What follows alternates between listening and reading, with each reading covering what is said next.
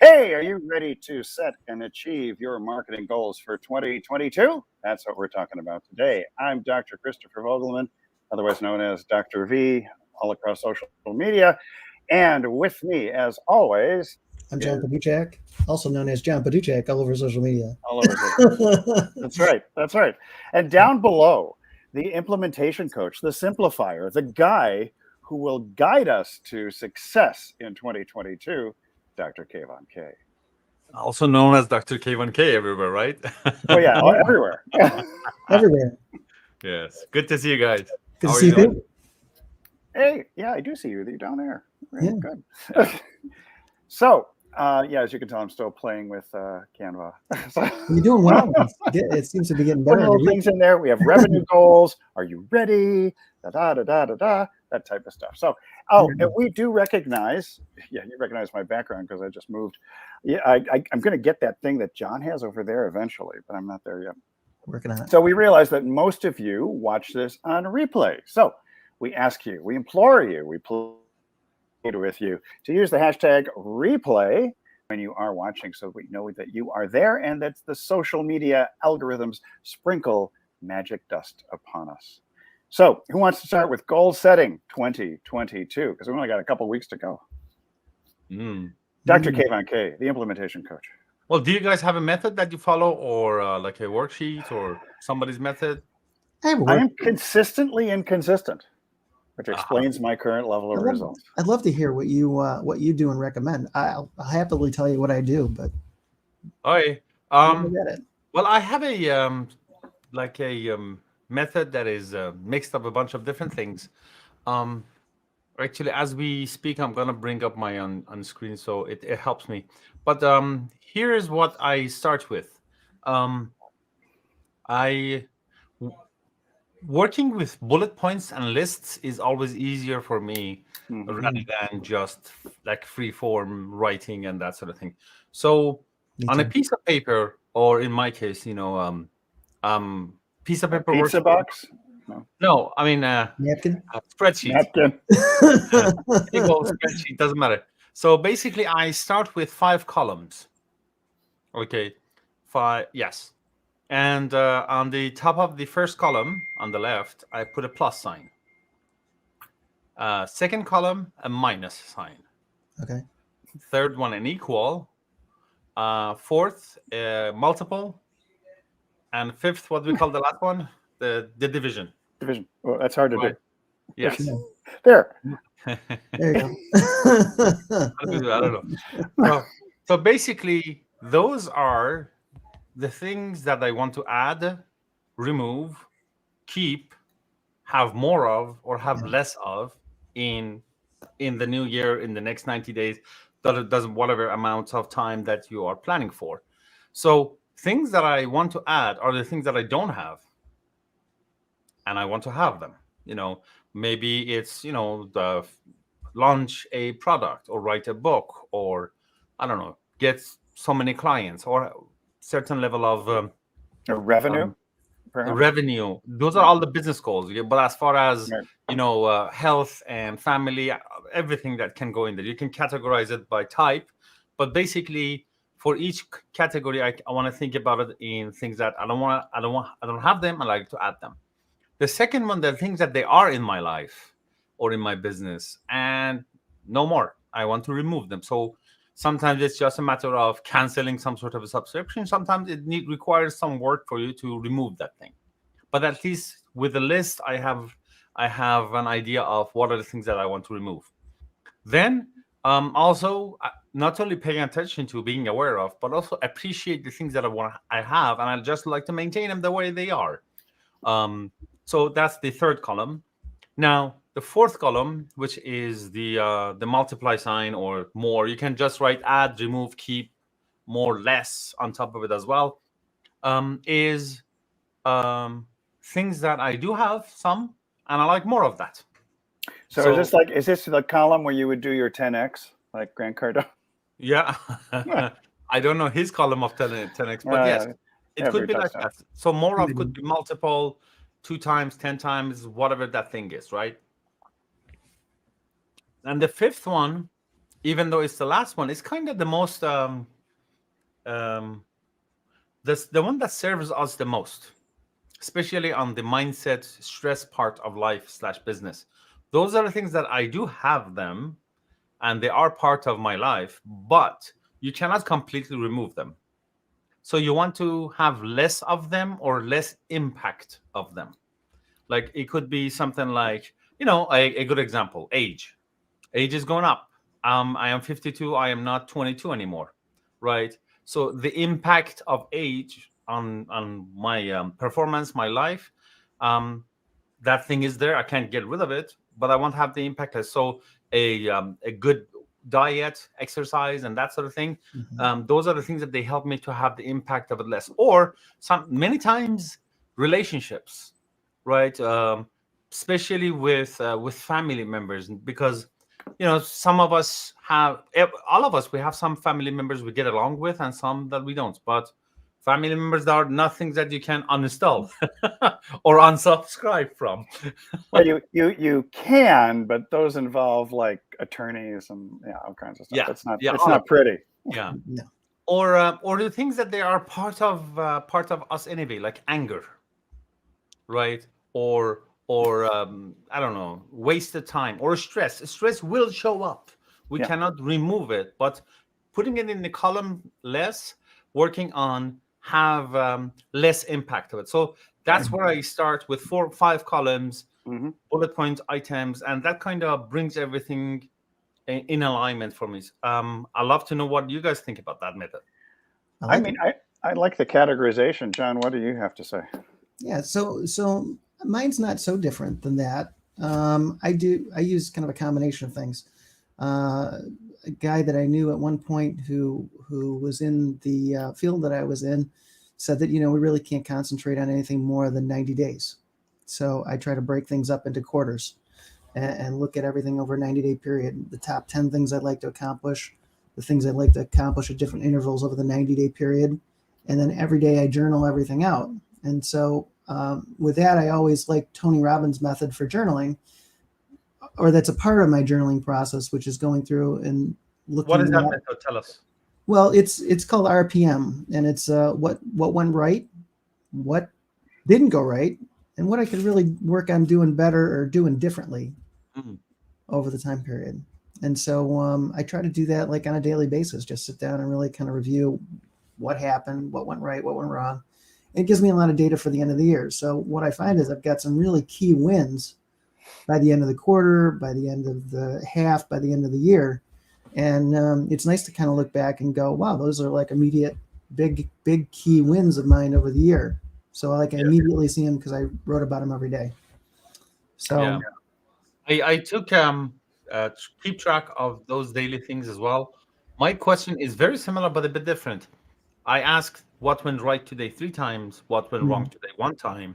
Right. And for each one of them, I also add, and how did I contribute to that? Whether positive or negative, So what went right today and how did I contribute to that, or that kind of thing. So mine is kind of a reflection kind of. Similar. Yeah, I think to me, I do like to simplify things as much as possible. I mean, the SMART goals thing is probably the closest thing which I do, which is, have something that's specific. Yes. It's measurable. I can measure it in time units. I can measure it in terms of money. I can measure it in terms of, any sort of KPIs, and it'd be actionable that I can do something about it, as opposed to, I'm just a wish and a hope, and that it's relevant to my current situation, whether it's financial, specific, in general, both personal and business, or if it's in terms of relationships. And then finally, that it's timely. It's something that is that I need now to have done, or in the near future, like John is talking about, that 90-day thing. I kind of like that. Was who was it? It was Todd what's Todd's last name? The 90-day year. That's actually Todd Herman. Todd Herman. That's right. I should remember Herman because Herman was my uncle in Germany. Yeah. And then to me, there's the what do they call them? The BHAGs, the big, hairy, audacious goals. Oh yeah, of course. Like these are the ones that scare the crap out of you, but they're also the things that elevate us to something bigger. And so for me, I do look at what are the things that inspire me, that more aspirational than necessarily achievement, something that will kind of pull me along, and the dollar signs and everything else is just sort of a byproduct as opposed to focusing on revenue. So, have you heard of smarter goals? Smart what goals? Smarter? No. Smarter. I thought you said smart turd goals, and I was like, You had me there for a second. We're up to something here now. But no, smarter goal is the same thing as you said, the smart goals, but you add also an E or R to at the end of it. E stands for evaluate, and R stands for reward. Oh. Yeah, I try to stay out of the ER. That's one of my goals. Yeah, me too. Yes. Yes. The other thing I'm working on this year, I've been swearing I was going to do it over the last couple of years, and I really haven't. And this year I'm going to try to do, well, I'm not going to try. I'm going to do this. And that is to use something like Time Doctor to really track the time that I spend on each thing that I'm working on, so that I can see where all my time gets allocated. Because that's something I really haven't done over the last couple of years. And a friend of mine recommended to me, I'll say like a year ago, and I didn't do it last year. Just got too caught up with everything, and it really wasn't all that important. But this year, I'd really like to dig in and see exactly where everything is, exactly where my time is best spent. Is that something you install on your computer? It is. Oh, it's a pro Time Doctor is one of the popular ones to use. Yeah, I use another one that I know it's running in the background. I haven't been looking at it. But what's the most popular one? It's called Time Doctor, I think, is the most popular one. Okay. Desk timer or something like that. I don't know. Mm-hmm. Yeah, but I know I have something that is running in the background, but I have an hourglass that I can just flip over. Mm. It's a little less exact. This is how I got the timer cube, because I was searching Amazon for time for hourglass, because I like the act of physically turning something around. Then I noticed this that has actually different numbers. So if I want 10 minutes, I just put the 10 minutes up and it goes. Very cool. I like that a lot. There's a principle. There's one I was looking at recently. It was Lock and Latham. I think it's LOCKE. And it was the principles were 5 different factors that you looked at in your goal setting approach, which would actually increase your odds of succeeding. So there was, let me see if I get this right. There's clarity, always very important. There needs to be a level of challenge in it to kind of stimulate you to compete against yourself, basically. The commitment, and I think then there's, what are the last ones? Feedback, and then finally the complexity of the task. It was like there were a whole bunch of C's and one F, but it was clarity, So I just Googled it. Clarity, challenge, commitment, feedback, complexity, and feedback.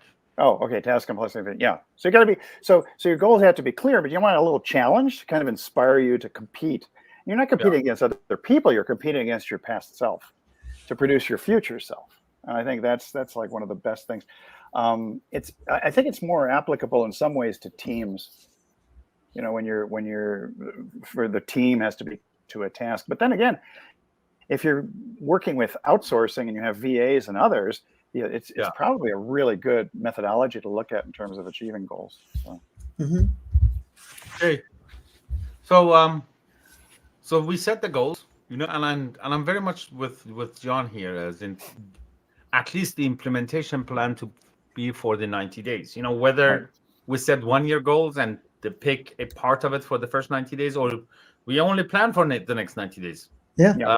They both work. So then for those goal items that with clarity, they need to be defined. So I want more money. It could be in the more, but like put a number on it, kind of a thing. Yeah, I want $9,523 a month. Yes, yeah. That type of thing. Then I take those and I have actually. Let me look at mine. I have four categories: business, money, body, and learning. But regardless, however you want to categorize it, I have a 4-column approach now, as in what's the goal specifically. Then the next one is what's the obstacle in front of it, the reason that I don't have it now or it hasn't been achieved. Then the next one is plan.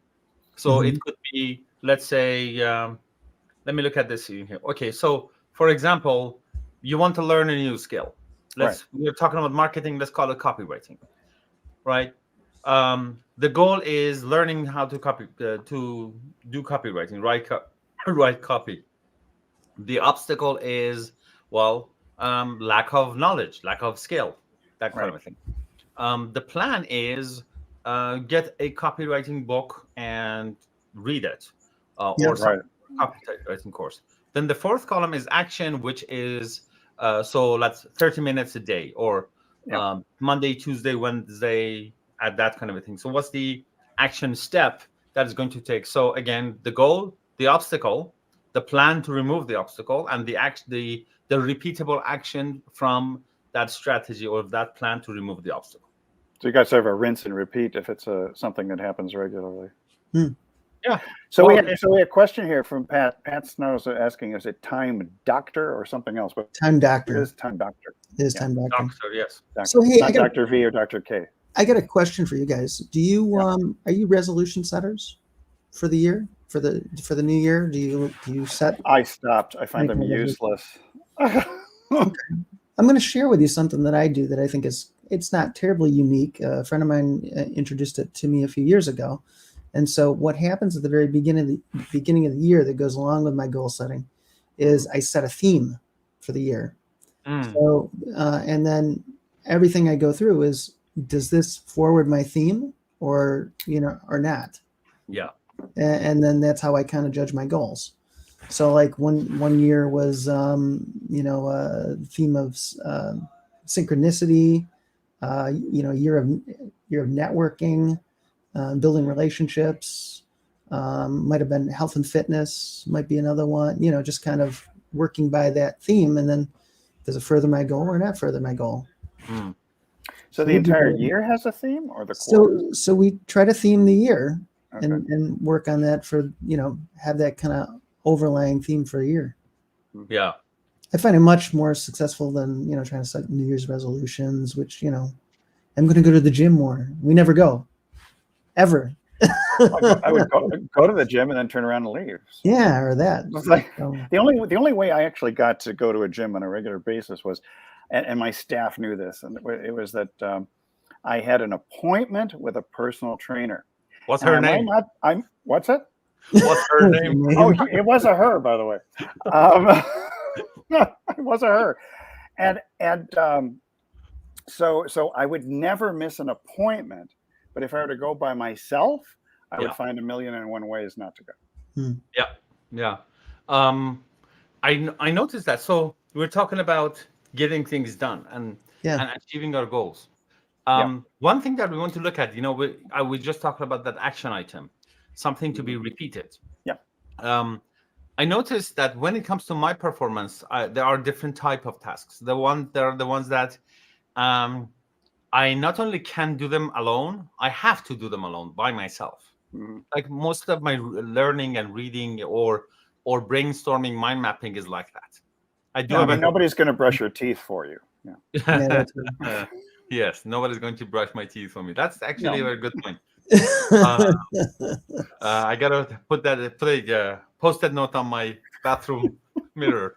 I mean, don't you find rituals are very important? Because for me, I do. If I get into rituals, it makes my goals far more attainable. So I have a glass of water that sits right on my nightstand, and I drink that first thing in the morning every single morning. And before I check a phone, before I do this, before I even brush my teeth, I take a glass of water. And the days I don't do that are definitely not as good. The other thing I find, BJ Fogg has a great small little course on that, or a challenge. Who is that? BJ Fogg. Oh yeah, I met him a couple times actually. Yeah. I know. Habits. Like I do one every morning. One of his small habits, tiny habits. Tiny habits, right? Tiny habits. Yeah. When I wake up and I sit by my bed, as soon as my feet touch the ground, I say today is going to be a good day. Yep. So that's one of the first moments of the day. Mm-hmm. Going back to the action, so there are tasks that I have to do alone, and there are tasks that I need other people. Right. And it's in two kind of a different type of thing. One is it's a collaboration kind of a thing, like Mhm. this conversation that we're having right now. I wouldn't do these videos all by myself, but the three of us, it gets going. Yeah, that's true. What's that? That's what I tell everybody. You got to have a buddy. Yeah, we gotta have a buddy. And another type And a sunny disposition. Sunny disposition. That this is a peculiar one. I noticed that I don't need to work with them or even talk to them, but I need somebody else's presence. Yeah. Like a body. That's interesting. Yeah. I noticed. Do you know who that reminds me of? Rich Sheffrin. Because he says he's basically an introvert, but he likes to go to, when he does work on his laptop, he goes down to the hotel lobby because he likes people around him. Yeah. Yeah. There is something about that. So here's the thing. I noticed this when I was a kid, that like, for example, I made a mess in my room. I wanted to clean it up, but it was hard to. So I noticed I would call my mom. She would come and just sit there. We don't even need to talk. But for a few minutes, she would just sit there and I would get it done. So I noticed this at work as well with other people. So researching that, I noticed that there are these videos on YouTube that mostly university students, they have recorded themselves studying.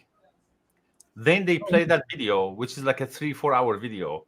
The video is playing and it looks like you're studying with somebody else. I tried that and it worked. Now I found another service online called FocusMate. Basically, basically, you want to work for 15 minutes on something. You find the time slot. You say at this time it matches you with some strangers. Right. You get on a video call. Hey, my name is so and so. I'm going to work on this. What are you working on? Okay, good luck. We put on mute. Work for 15 minutes. At the end of it, how did you do? How did you do? Have a great day. Bye bye. Awesome. And if that's what it takes to get things done, let's get them done that way. Yeah. Oh, here's an interesting comment from Pat. She's talking about. She says it's a classic ADHD, the bottling, doubling, or co-working. That's me, ADHD poster child, Pat. Poster child. Poster child.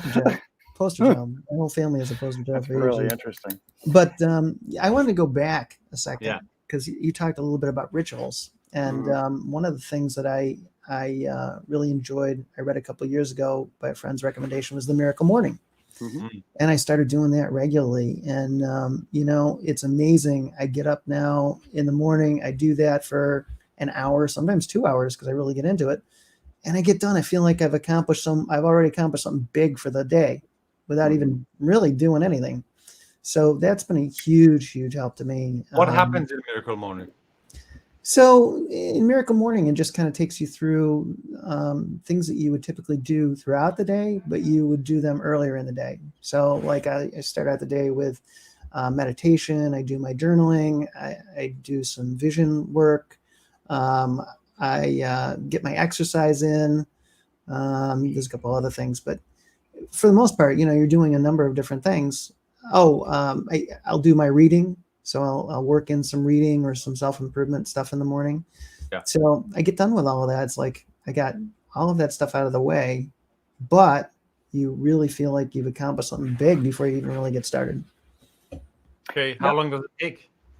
A lot of people take anywhere from an hour and break it up into 10-minute intervals, or sometimes I'll take an extra hour and just really go through a bunch of different stuff. Okay. I see something called Savers. Is that part of it? Savers? Savers for Miracle Morning? No, I don't think so. Like S is for silence, A for affirmation, visualization, exercise, reading, script. That is it. Yep. Yeah. I didn't realize I forgot there was an acronym for that. Yeah. Okay. But yes. There we go. That's dead air. Avoid dead air at all costs. That's it right there. Oh, this very is helpful. Pat seems to be giving our comments a lot here today, which is great. Thank you for responding. Thanks for joining us, Pat. So this is really important too, because this whole ADHD thing is pretty much very common for entrepreneurs, but it's also common for any Right. person who's very creative. And I think this is, and when you're looking at goal setting, it has to do more with creating some sort of a structure. And I have had most of my life so incredibly structured that I actually lost some of my creativity. So I think time blocking allows me to get specific moments to be creative. But I will tell you that taking notes of any idea that you have, writing them down, is exceptionally important, because a lot of people don't do that. They'll have a conversation with somebody and think that that's going to result in some action steps. But the reality is, taking notes whenever you have a brilliant idea will help you achieve your goals rather than just talking about it. Yeah. The other thing I do, because I'm thinking of all the stuff, it's getting close to the end of the year. The other thing I'll usually do somewhere between Christmas and New Year's is take usually a day, half a day, and just kind of plan out the different things that I want to accomplish for the year, write them down, just kind of do free form writing and just go through and say, yeah, this is the thing, this is the thing, this is the thing. And then I'll start to order them up as we go along. We used to stick our goals into an envelope on New Year's Eve and then open them again a year later, which was very interesting. So sometimes I had great success making every single one of those things. And other times I was appalled, like the year of my divorce, how little of those goals actually came about. Wow. Yeah. Okay. You know what? That reminds me of something that I did once a few years ago with my daughter, and I just thought I should do it again this year. So basically, we had a jar, and every time something good happened, or we were happy about something, or thankful about something, we would just write a note on a little piece of paper, fold it, and drop it in the jar. And after a while, you have a jar full of little notes, and then every quarter, every month, every year, however you like, you open them and start reading them. Yeah. And that's kind of a good retroactive way of being thankful, and also fill yourself with good energy. It's like you create your own little fortune cookies. Yeah. Without the cookie part. Yeah. Right. Fortune cookie notes. Fortune cookie notes, exactly. Well, so, and Pat had mentioned that Richard Branson is an maker, and one of our friends, Nazim, who is in Italy, he's in Milan, but he's in the port of Genoa, and he often talks to Branson because he's in charge to design the Virgin cruise ships. No. Cruise ships are not a great industry right now, but he's got 3 of them. We'll see what happens. If your goal is to go on a cruise, go for it. Get on. Get on I board. had a friend who took one last week. He said it was great. Really? And he came back healthy? Yeah. Good.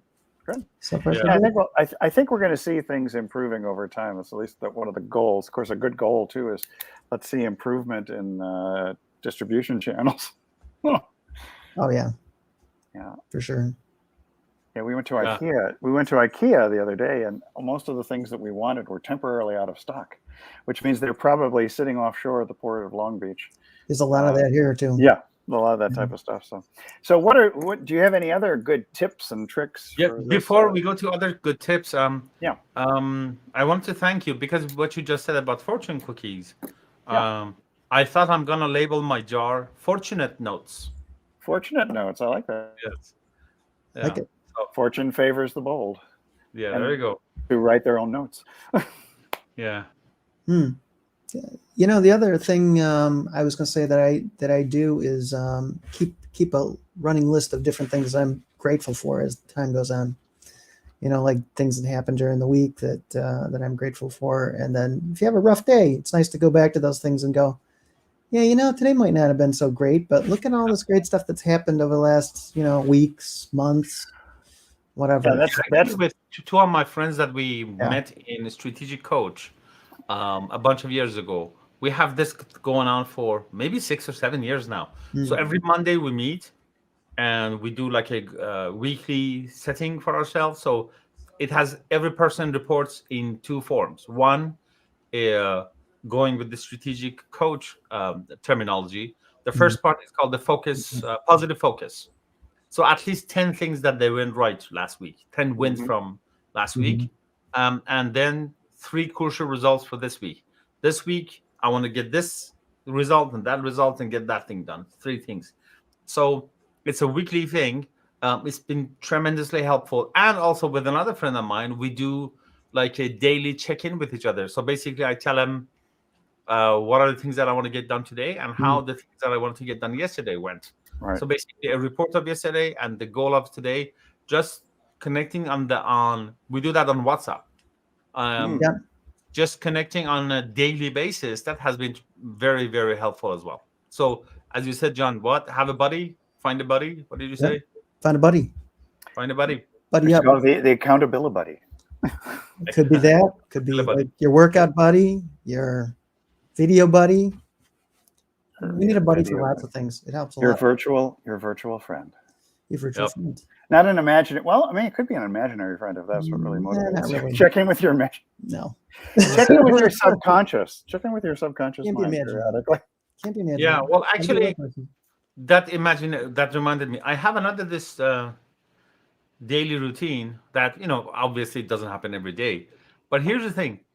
A bunch of years ago, when it was dark times. I don't know where the idea came from, but I read it somewhere or heard it. Basically, I had this promise with myself that every time I see my own reflection in a mirror, glass, even a spoon, I would smile back at myself. So the dark times, it became easier because you're giving yourself that multiple dose per day. I called it the smile therapy. Yeah. So what I do on that daily basis is that I just talk to the mirror to myself. This also became a little thing that when with my daughter when she was very young, I would ask her to do the mirror thing. So her thing was she would look in the mirror, look into her eyes and says, I like myself. I like myself. I like myself. My father and my mother, they love me very much. So she would do that. And being a young little girl, she said, hey, Daddy, you do it too. And I thought, well, come on, it's not going to work. I did it just for her. And I noticed there is an impact. So that's what I do on the days that I remember. I talk to my own reflection. And one of the things that has been very impactful is, looking at the performance yesterday, last week, last month. I just look myself in the eye and I say, I forgive you.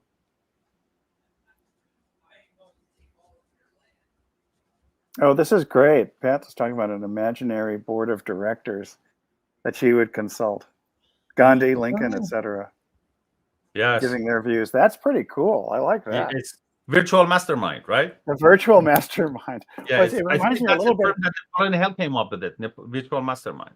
Yeah, I mean, it's interesting too because it also reminds me of listening to a lot of Ryan Holiday's audiobooks, and even he's got an amazing presence on TikTok too. The Daily Stoic, and he'll take something from Marcus Aurelius or something like that, and just go on and just go into like a 2 to 3 minute rant, and those are very useful. But he's always pulling from past philosophers into the present to give himself an advantage in terms of accomplishing things. Yeah. Now, a few minutes ago, I think it was John that you mentioned the theme for the year or sort of thing. So here's the thing. Inspired by a post by what's his name? Something Parrish. Sean Parrish, I think. He has a book about mental models and that sort of thing. So in one of his recent posts or newsletters, he said, rich people have money. Wealthy people have time. So if there is a theme, I think it's going to be being wealthy, right? Giving myself, setting up things that I have more time for myself or more time for important things, either in business or personal. So, and health and wealth, they're kind of connected. So healthy, wealthy could and be wise. Could be. Health, wealth, and wisdom. Yeah, I was gonna say though, I usually find that you need to be a little more specific with it. So like you might have an overall arching theme of healthy, wealthy, but then you start to dig a little deeper. Okay, what Well, yeah. What do I really want to accomplish with that? Like, where do I really want to go? So it's kind of important to dig a little bit deeper. Otherwise, if it's too broad, it's not really focused enough, because you're going to go through. I want 12% body fat. I want to be able to deadlift 150 pounds. I want to have X number 3 times my annual income in the bank. I want to have 2 houses worth $150,000 each. You get very, very specific in those things. Yeah, we can. Well, those things. And by the way, 150 pounds, I bet you can do that with one hand.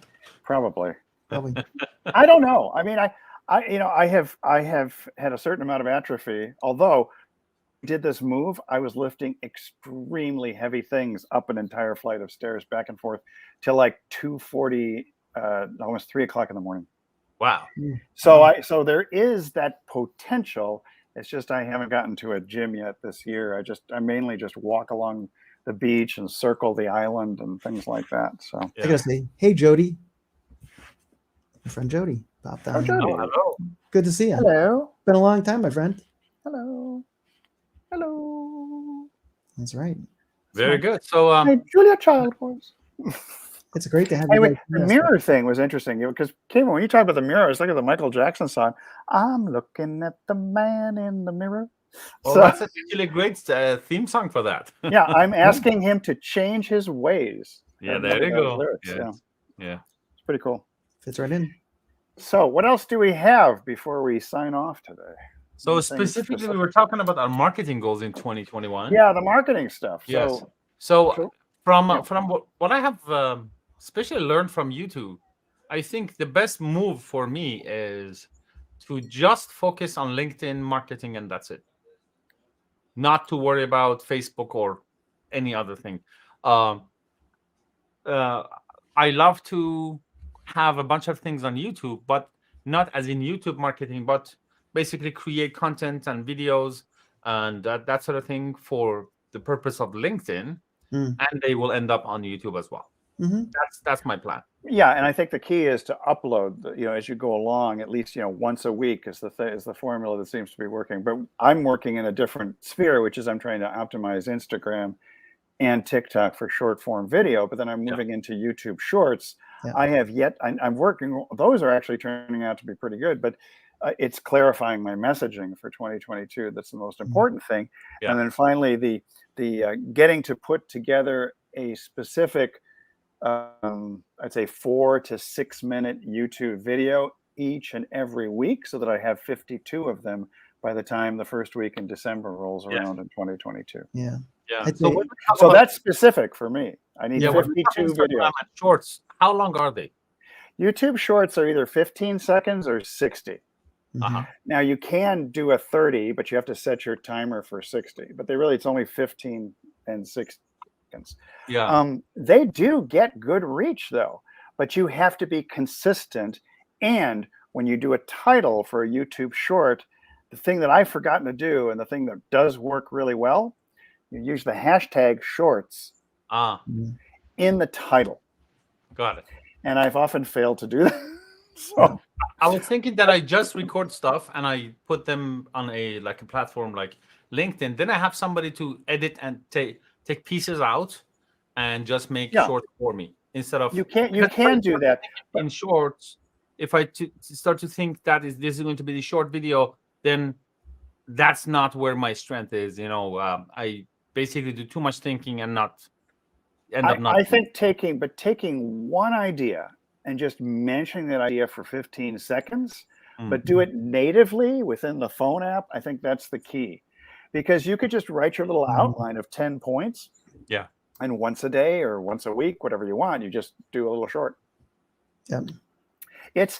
So I like to talk a lot, in case you haven't noticed. And so it's interesting to me that I've actually been very successful so far with 15-second videos, even 8-second ones. Yeah. So it's just a totally different mindset. Like I'm going to give you 1 or 2 sentences and we're done. It's almost like the meta for SEO when you have a blog post. Like in Yoast allows you 155 characters. That's it. You have to be succinct for SEO to work in your marketing. Yeah. I know my marketing strategy for this year is much more in line with doing more short videos everywhere that's relevant for me, and really kind of focusing in. The other thing is on a daily email, because we talk a lot about email, and we constantly mention the fact that people aren't reading them. So I think it's important to keep them more constant. It's true, but Pat has an issue. She's asking, is my market on TikTok? I will tell you, surprisingly, yes. And it's because, I'm looking at people who are on TikTok who I see as thought leaders and gurus, if you will. Yeah. Dr. Daniel Amen, who's just famous for the Amen clinics and brain scans and improving people's brain health, is all over TikTok. I look at Ryan Holiday, who does the Daily Stoic on TikTok. I can tell you, my wife, who is, she's a Gen Z person, she's going through TikTok every single day, and she would be my market if I wasn't married to her and have to give her free stuff. Yeah, right. No, but it's was that in the division column? In the division column, yeah. Oh man, give away less free stuff to my wife. Yeah, I get less free stuff. I'm going to charge her. I charge her my hourly rate, but she's going to go broke. But I notice, one of the things too, like, I deal with a lot of doctors as clients, and they're super busy. They often just don't seem to have enough time or desire to do video, but it's absolutely essential for the know, like, and trust factor to do more video. And I'm totally in with John on doing more short form video, Instagram Reels, stories on Facebook, and we haven't explored even Twitter. But I think there's a certain importance of being omnipresent that you can eventually get to. But if you want to, like Kayvon, focus specifically on LinkedIn, that's great. I do think that you have to upload these videos and make them slightly unique to each platform. Just like John and I were talking about the goal for this next year. What was it? To do more native streaming? More native streaming. Yeah. So I was told by one fellow, Rob Moore in the UK, he saves his old iPhones and Androids. And so he'll use one phone is for broadcasting to TikTok. One phone is for Instagram Live. And then he uses his computer to broadcast into Facebook. And he is richly rewarded because he's not using something like StreamYard. He's going native. Yeah, so and that's not even... the 3 devices are recording at the same time? Yeah. So he's got just different. It's like having multiple cameras if you were doing a talk show. Yeah, but that's not really required. So you could still use something like StreamYard, but you have to use the stream keys. Yeah, because using the API just doesn't seem to get the traction. No, and that's one of our goals. Yeah, for this next, if we do and continue to use StreamYard, which we really do like, is to use the stream keys. But that's some of it there. So do you I'm looking at revenue goals for this next year too, and I'm based on the fact that our digital agency was so focused on Pinterest that it really tanked in the last year. So it's to create a new mixture of services this next year, which is social posting, short form video production, even doing some work with clients for, like John, you and I worked together for a client to create a 30-second and 60-second video commercial with voiceovers and everything. We did. It was awesome. And it worked surprisingly well. We didn't even have to outsource it. No, it worked great. We insourced. We did indeed. So, we could do a course just on how to produce a commercial. It was pretty cool, actually. Most people would not expect to know. No. If we told them how we did it, I don't think they would have ever guessed. There's so many great tools that to you online to do your own marketing, and the DIY stuff. In terms of time, it's always better to outsource to somebody else on your creativity. But I will tell you that at least for having a basic understanding of Canva, for example, enables you to sketch certain things out and then give them over to a graphic designer to refine them even more. So, but there's always outsourcing is always extremely. I want to do more outsourcing this next year. My wife Maggie's got three VAs right now, and I have 0 VAs. So, and that's not okay. So, I have Restream.io. So, I know you Which guys is also are on good. StreamYard, so Yeah. that's a good one too, right? Yeah, it is very good. The challenge I find with Restream, because Molly Mahoney uses this, and you have to actually give permission as a viewer or a commenter each time a new thing is done with Restream, as opposed to StreamYard, because once you've done it and given permission to Facebook or YouTube, it's over. But I kept appearing in a recent Restream thing in Molly's group that I belong to as user or something crazy like that. But she figured out who I was based on the humor in my comments. Oh. But So it's that- that's a little annoying. It's just Yeah. that apply only to the live streams, right? The permission thing. Yeah, to the live streams. Yeah. Okay, so then for that reason, that StreamYard could be a better choice. Possibly, and John and I are going to be experimenting with another one. With What's some it called? others. OneStream, is it? OneStream. Yeah, OneStream.